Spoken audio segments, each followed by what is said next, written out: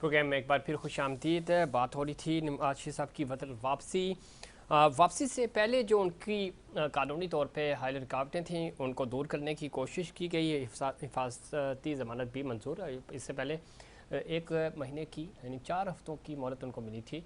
बैरून मुल्क के इलाज कराने गए थे, उसके बाद अब वो वतन वापस आ रहे हैं। इस पर पाकिस्तान तहरीक इंसाफ कह रही है कि नवाज शरीफ को ज़मानत देकर कानून के साथ मजाक किया गया।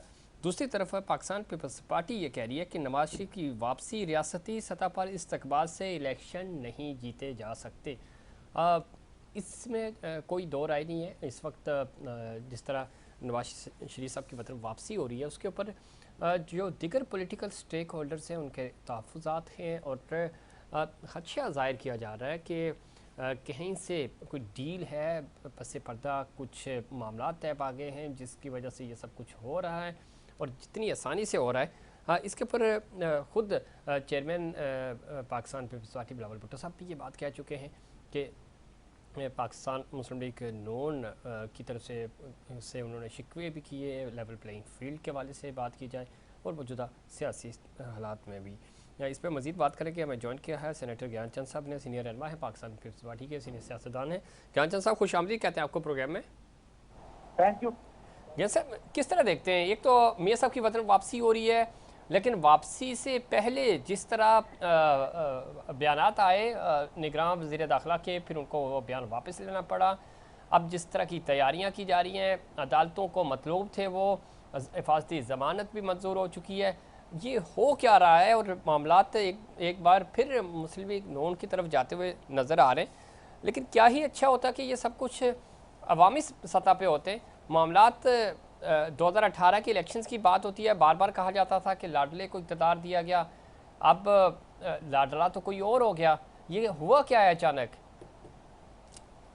देखिए, ये तो हर एक को समझ में आ रहा है कि वो जो म्यूजिकल चेयर का खेल खेला जा रहा है पाकिस्तान के अंदर, वो एक बार दोबारा एक म्यूजिकल चेयर वाला खेल है। इसके लिए चेयर अरेंज करके रखी गई है और मियाँ साहब जो 4 साल से सेहतियाब नहीं हो रहे थे वो अब सेहतियाब हो चुके हैं और उनको जमानत भी मिल चुकी है और इस्तकबाल की तैयारियां भी उसकी है।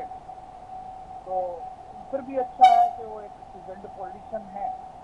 उन्होंने पूरे सब पाकिस्तान के एस्टेब्लिशमेंट के, हमारी गवर्नेंस के, हमारे इकोनॉमी के, हमारे पॉलिटिक्स के सब अदवार देखे जी।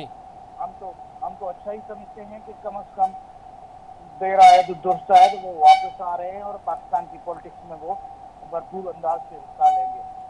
लेकिन जिस तरह से वो आ रहे हैं वो उनके लिए एक सख्त सजाया गया कि आओ तो आपके साथ पेश किया जाएगा, इससे हमें थोड़े बहुत खदशात हैं। ज्ञानचंद साहब आपके खदशात बिल्कुल दुरुस्त भी है, थोड़ी सी ऑडियो का इशू आ रहा है, हम दोबारा कनेक्ट करेंगे आपको और आपका पॉइंट ऑफ व्यू शामिल करेंगे पाकिस्तान पीपल्स पार्टी का खास तौर पे। ज्ञानचंद साहब जो बात कर रहे हैं, खदशात तहफ़्फ़ुज़ात बिल्कुल हैं। जिस तरह वापसी हो रही है, ये तो वो बीमार होकर थे, उसके बाद वो सेहतियाब भी हुए लेकिन वतन वापसी नहीं हुई। माहौल देखा गया, वक्त का चुनाव किया गया, हालात साजगार हुए। इवन 16 महीने का इक़्तिदार था मुस्लिम लीग नून और उनकी इत्तेहादी जमातों के पास, उसके बावजूद मियाँ साहब वतन वापस नहीं आए।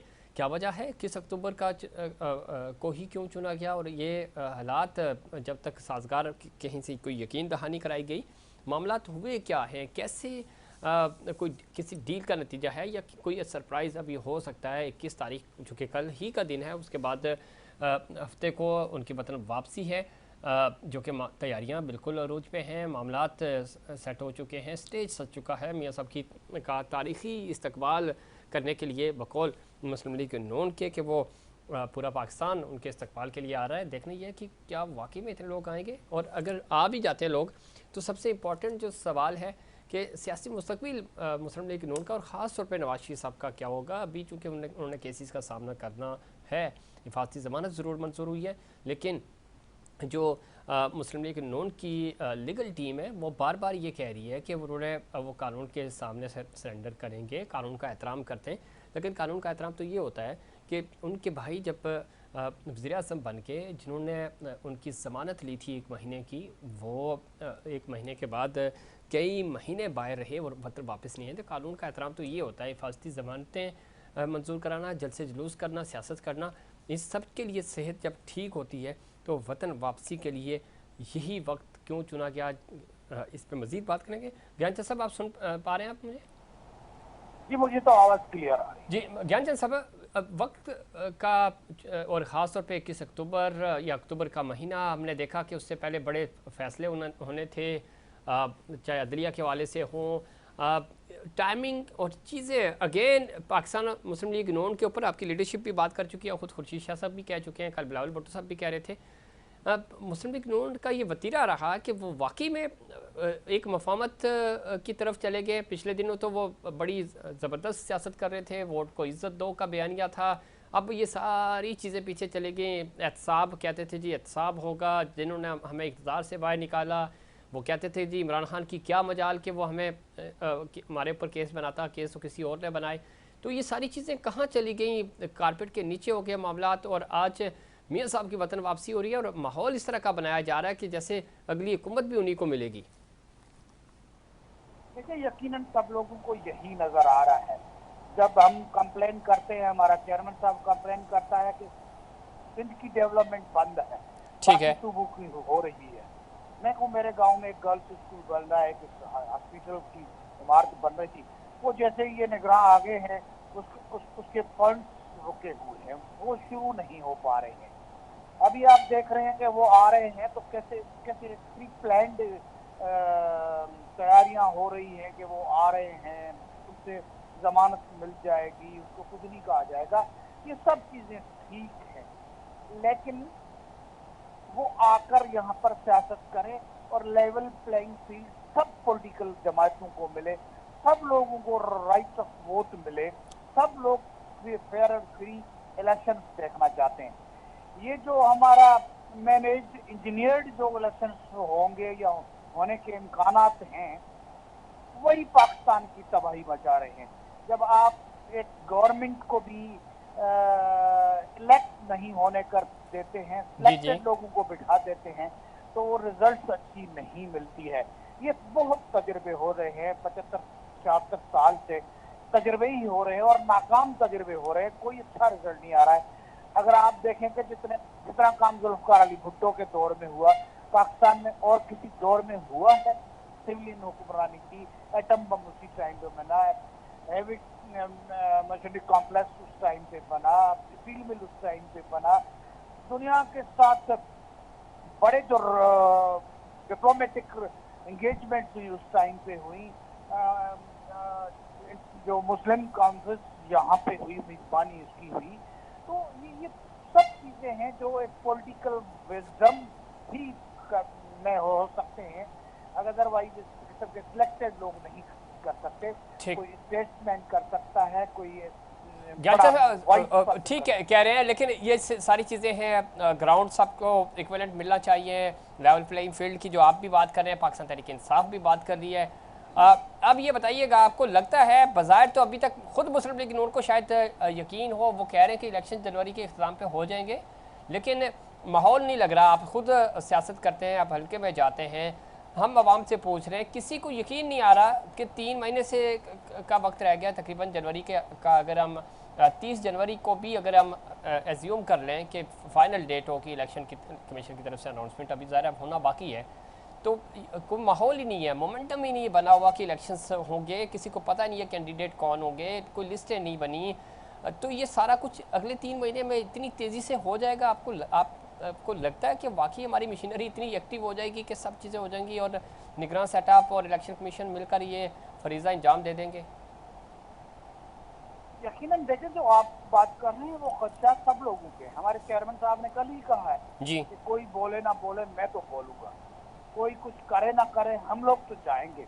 हम कहाँ तक जरूरत पड़ती है, जहां तक भी जमहूरियत के लिए जरूरत पड़ी हम जाएंगे। राइट ऑफ वोट किसी से हम छीनने नहीं देंगे। ये right of vote 1 person 1 vote का राइट जुल्फकार अली भुट्टो का दिया है, और इस राइट ऑफ वोट के लिए, डेमोक्रेसी के लिए, लोगों की हुक्मरानी के लिए हमारी पूरी पार्टी ने, हमारी लीडरशिप ने कुर्बानियां दी हुई हैं। तो हम लोगों के साथ खड़े होंगे, लोगों के हुकूक के लिए खड़े होंगे, लोगों के हक के हुक्मरानी के लिए खड़े होंगे। इसके लिए इलेक्शन होना जरूरी है। लोगों को हक हुक्मरानी तब मिलता है जब इलेक्शन होते हैं, उनको हुक्मरान चुनने का, उसको पार्लियामेंट चुनने का राइट मिलता है, और वो राइट डिले किया गया है। अभी जो आप बात कर रहे हैं, अनसर्टेनिटी मौजूद है, कोई डेट देने में तो कोई नहीं है ना। आप पूरा शेड्यूल तो दे देते हैं आपकी तैयारियों का, हल्का बंदियों का, लेकिन इलेक्शन का शेड्यूल नहीं दे रहे हैं।